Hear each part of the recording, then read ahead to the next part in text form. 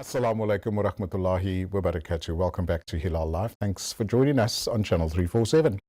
It's August, which means it's Women's Month, and we celebrate phenomenal women that are changing the landscape of South Africa, our politics, our community.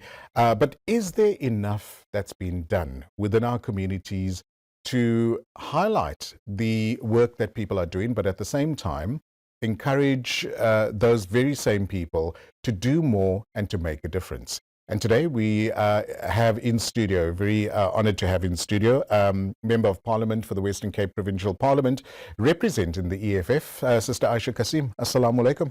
Alaikum salam to you and to the viewers as well. Jazakallah so much for coming into studio. I know it's been a busy couple of months. We had the opening of Parliament.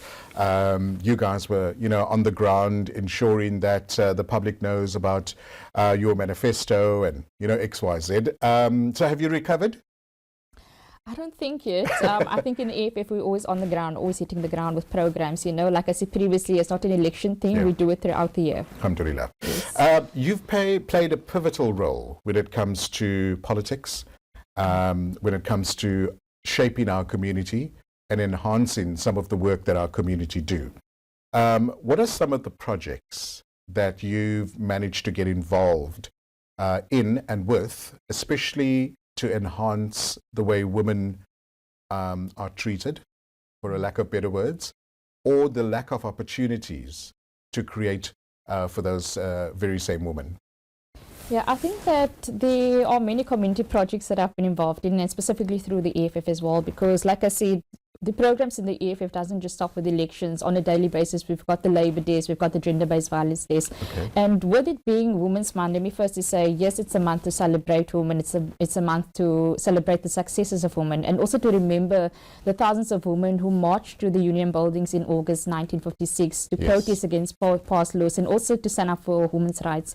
But we need to think, celebrating in the month of August, what is it to celebrate, or what much is it to celebrate other than the achievements of women, when we know very well that under this current system, women are still being raped and murdered under this government system, when we know very well that a lot of women are still suffering under injustices, still experiencing racism, sexual abuse, and then also inequalities in the workspace, and more so in a male-dominated workspace. So it's a question that we need to think about. It's not just about celebrating Women's Month, but also looking at the horrors that our women are still very much experiencing on a daily basis. Yeah, and it's not just about August. I mean, it should be happening on a daily basis throughout the year. Correct.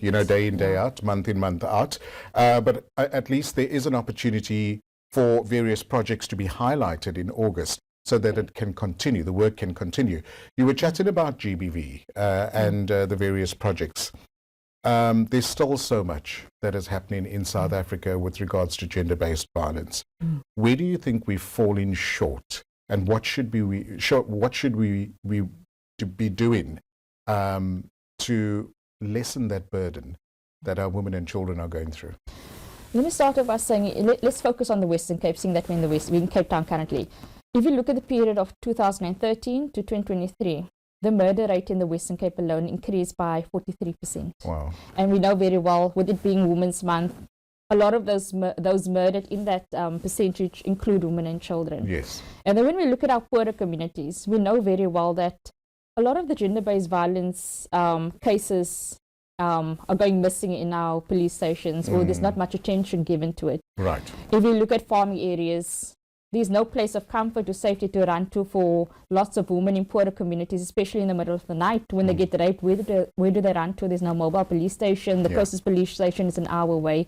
So not only do we lack these type of services in poorer communities, but we also lack support programs in these communities. When I speak about support programs, any type of support, safe houses, because we'll find that in not all communities, they're not safe houses in all communities. Of course.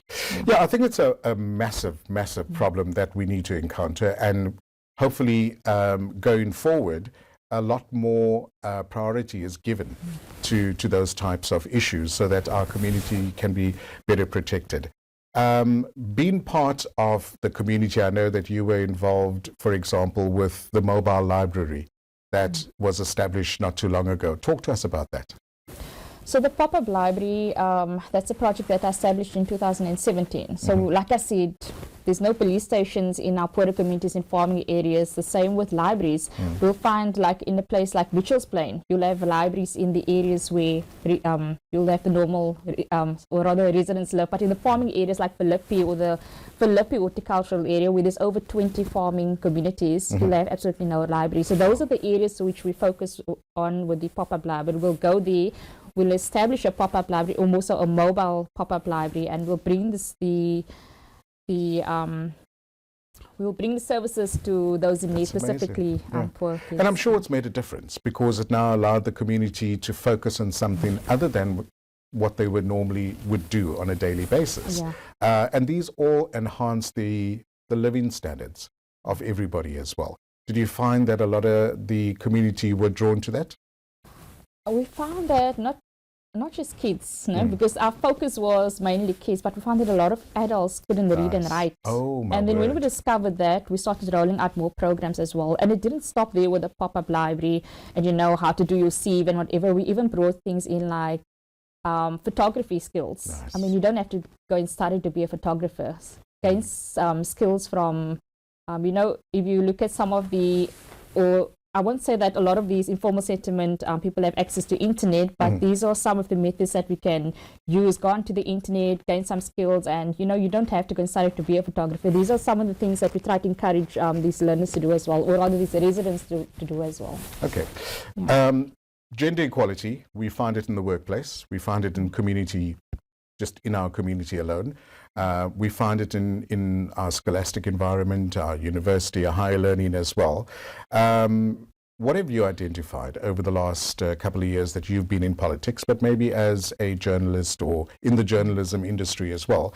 What have you identified, and what do you think, what would your advice be on how we could change that? Yeah, like I said, specifically in the workspace, with it being Women's Month, we still very much have gender inequality. We have sexual harassment. We also have males always trying to dominate and undermine women in such spaces. So I've worked in the journalism industry as well. I've experienced that there as well. I've experienced it in politics as well. I won't say in the EFF, because in the EFF we believe strictly it's always 50% or more women. We're always giving first privilege and first opportunities to women, but in the legislature, in council as well, I've experienced how males try to dominate women in the industry. Sure. What have you done to try and change that? Or are there projects that are maybe we should be aware of where our audience could possibly participate and to ensure that we lessen all of that? There's definitely projects, there's definitely programs all the time across South Africa. Specifically in the EFF, we like to empower women. Okay. It's very critical that we empower women, especially to know their rights in the workspace, in the homes, in the communities as well, because we'll find that we have lots of issues even in your home, in your community as well, when it comes to religion as well. You don't know your rights as a woman. And that's why we'll find that a lot of women tend to stay in that abusive relationship because they don't know their rights as women, as a Muslim woman, or your rights in a workspace as well, or whichever the case may be. So I think it's important to not only empower women, but to also educate them on their rights, in whichever space they find themselves. I fully agree. Now that you've, have a formal seat, if you want to call it, in the Western Cape municipality as a representative of the EFF, what are some of the differences you're hoping to make in your position? I think that as a female in the legislature, I think that we're always going to have that challenge to bring across the messages, especially with the DA, under the DA government. But as a female, and with this specifically being Women's Month, I'd like to encourage women to speak up, to come forward, because like I said, a lot of our women in our poorer communities, they're scared to take the first step, they're scared to go and get advice. I'd like to encourage them, even those who are unemployed, those who, we've got lots of dropouts. I'm just making an example. I come from Mitchell's Plain. We have lots of young women who dropped out because they fell pregnant, or they had to or opportunities were not afforded to them. So we'd like to encourage those ones, these young ones especially, to continue the education, because education plays a very important role, especially in if we look at the if we look at our environment right now. So yeah, those are some of the things that Yeah, unemployment is still high on the agenda, especially in Cape Town as well. And we're hoping to see more projects to alleviate some of that. We've got one of the highest unemployment rates in the world. So I think a lot more needs to be done. And a large amount of that unemployment is women as and well. youth. And youth as well. Correct. Yeah. Aishah, jazakallah so much for coming into studio. Always a pleasure chatting to you. Keep fighting the good fight. We look forward to hearing about the amazing difference that you're going to be making in our communities. And have a wonderful evening, inshallah. No problem. Shukran so much. Afwan. Here we go. Aishah Cassiem from the EFF chatting to us about her work that she does in the community and making a difference, especially in Women's Month as well. After the break, we chat to another phenomenal woman, and do join us on Hilaal Live.